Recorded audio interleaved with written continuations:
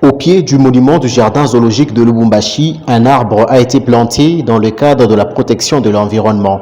Le geste est posé par Monseigneur Fulgence Mouteba ce 25 mai 2026 dans le cadre de la semaine de Laudato Si ou semaine de l'environnement. Leurs défenseurs. Alors, le zoo de Lubumbashi, c'est un patrimoine collectif qui est unique dans notre ville. Je crois savoir que c'est l'unique endroit vert, parce que tous les autres endroits verts ont été détruits. Autant pour encourager ceux qui travaillent ici, et aussi pour attirer les gens. Ils cherchent le loisir, ils cherchent à connaître les animaux, il faut qu'ils viennent ici. Alors j'ai voulu, dans le cadre de cette semaine de Laudato Si, montrer que moi je crois vraiment que Mazingira c'est Bila 6. C'est-à-dire l'environnement, ce n'est pas son lieu.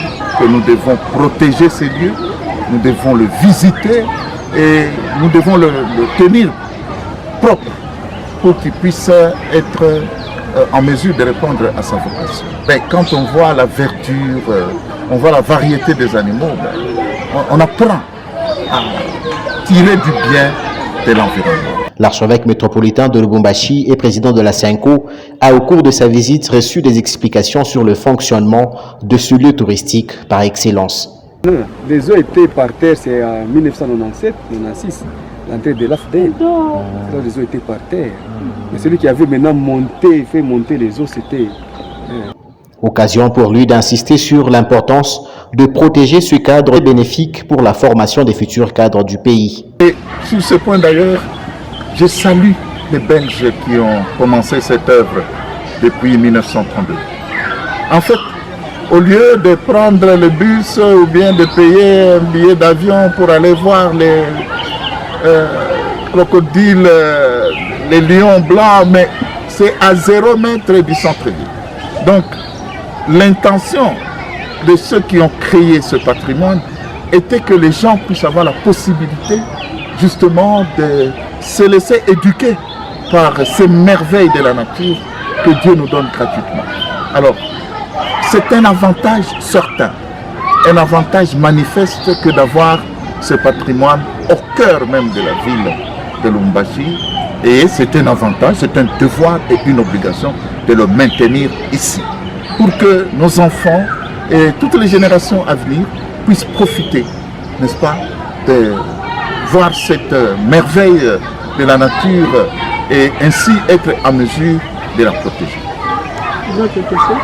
Situé au cœur de la ville cuprifère, le jardin zoologique dispose encore de quelques espèces rares qui pourraient disparaître faute de reproduction.